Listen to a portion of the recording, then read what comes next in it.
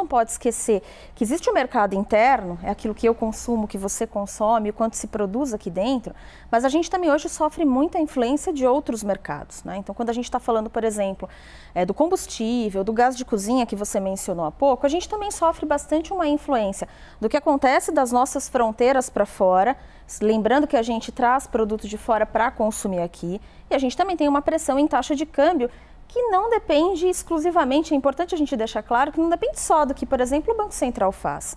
Existem outros fatores que tornam o Brasil mais ou menos arriscado, que também fazem com que essa taxa de câmbio suba. E aí o gás de cozinha que chega no meu fogão chega mais caro, o combustível que chega no seu carro está mais caro.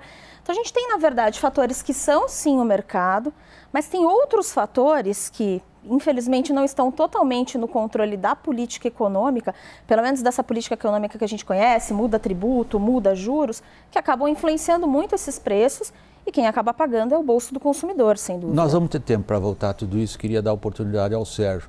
Quando você importa combustível, qual é a tua maior preocupação? O dólar. Quando a gente importa combustível, uma preocupação, sem dúvida, é câmbio. Mas uma coisa, no Brasil, quando a gente importa combustível, eu acho que a maior preocupação é o comportamento e a política de preço do agente dominante, né? Nós estamos num país onde existe um agente dominante que ainda tem a Petrobras, que é a Petrobras, né? E que ainda tem uma participação do governo como acionista e que, a gente olhando o passado, governos anteriores utilizaram bastante a Petrobras na formação de preço da Petrobras para fins ou de eleição ou para controle de inflação. Então, isso, sem dúvida, é um risco nas operações de importação. Nós estamos falando de commodities, né, que variam todo dia, como foi colocado pela professora, o câmbio foge ao controle, é um produto dolarizado. Então, esses são os riscos, realmente, para se fazer a importação. Acho que, do ponto de vista do nosso público, é ótimo que vocês colocaram o eixo da discussão direto. E eu acho que ele se traduz na seguinte formulação, Caio. Você inicialmente disse, temos medo de intervenção governamental. O mercado é muito, digamos, predominante na formação de preços. A Juliana descreveu isso de forma abrangente. Os vários mercados como eles abrem. O Sérgio já nos trouxe do passado para cá, Edilson. O governo interfere. Como é que este está interferindo? É interessante isso, nós temos sofrido um pouco com isso. Teoricamente, William, nós teríamos uma política liberal. Teoricamente, esperávamos isso. E a coisa veio andando nesse ritmo até que começam a surgir as pedras no caminho. As pedras no caminho se referem à questão dos preços de alimentos e de energia. E que tem o seu fundamento numa realidade global que traz o petróleo, a realidade, digamos assim, da pressão de oferta e demanda, que aí vem a história da OPEP, que é um outro componente importante, é um cartel global, e o petróleo é a alma, digamos assim, dos preços de uma forma geral. Desde 2007... Inclusive dos alimentos, né? Isso quer dizer, desde 2007, os alimentos fundamentais que passaram a ser produtores de bioenergia passaram a ter uma correlação de preços com o petróleo. Portanto, quando se mexe na essência, vamos dizer, na alma das commodities, que é o petróleo, o impacto é geral. E a gente começou a perceber conversas, tipo, não, precisa olhar como é que o etanol, precisa mexer, aonde é que ele está influenciando, precisa olhar a questão... Esquecendo que o câmbio também é uma coisa fundamental para nós. Se a gente olhar o preço do petróleo, é o mesmo de 2010, é a mesma coisa, só que em reais é muito mais. E isso tudo acaba trazendo uma complicação que, de repente, de uma forma populista, se sintetiza como preciso intervir no preço. Esse é o nosso medo. Que é o momento atual. Que é o momento atual. Que capacidade tem um governo, estou falando em termos genéricos, conceituais, e especialmente este governo, de exercer uma influência decisiva na formação de preços de energia, considerando os fatores que vocês levantaram, tanto os externos quanto os domésticos?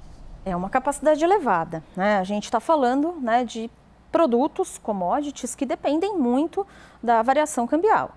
Então, assim, simplesmente, se a gente não estivesse nem olhando a produção aqui, né, deixando um pouco de lado até a questão da produção, o simples fato de a gente ter uma percepção de risco um pouco maior, e aqui para traduzir, é simplesmente a gente ter uma percepção de que o Brasil não vai crescer quanto a gente precisava, ou quanto a gente imaginava, né, ou planos que a gente tinha feito lá atrás de fazer reformas estruturais não aconteçam, mal saiam de uma discussão inicial. Isso tudo joga a perspectiva de que o Brasil cresça muito lá para frente. E quem tem dinheiro, enxergando um mundo que se recupera de uma pandemia e países que se recuperam muito mais rápido do que o Brasil, não tem por que você investir, aplicar seu dinheiro num mercado como esse. Juliana, na verdade, se eu interpreto corretamente as suas palavras, quando você afirma que o governo tem uma capacidade grande, é mais pelo que ele deixa de fazer do que pelas ferramentas que ele teria à disposição.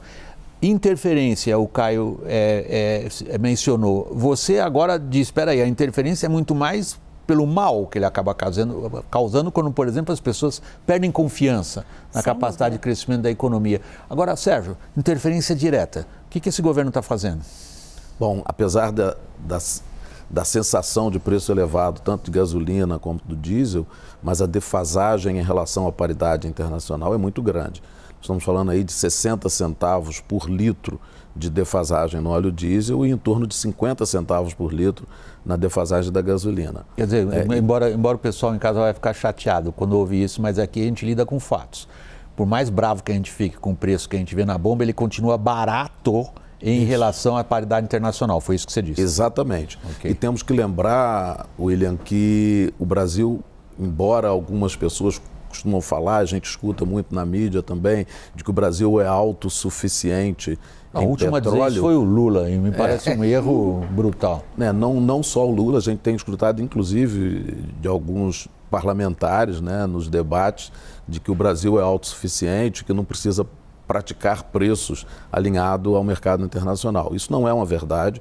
O Brasil é sim autossuficiente na produção de petróleo, tem até um excedente, mas nos derivados, a capacidade dos ativos de refino no Brasil não atendem à demanda. Para vocês terem uma ideia, no caso do óleo diesel, nós estamos falando que a capacidade instalada atende em torno de 75% da demanda. Ou seja, para cada 100 litros de diesel consumido, necessariamente 25 litros tem que ser importado. Lembrando que o diesel é que move a nossa economia, move a agroindústria e move, inclusive, a mobilidade urbana. Para a gasolina, nós temos aí em torno de 85% de capacidade de produção interna, 15%, em torno de 15%, depende da importação. Então, é importante que, de fato, a precificação seja feita com base no mercado internacional. Nós estamos falando, de novo, de commodities, porque precisamos de investimento em refino, precisamos de investimento em infraestrutura e com essa insegurança de uma eventual intervenção de governo na precificação de produtores, dificilmente vai atrair capital para a realização dos investimentos que são necessários.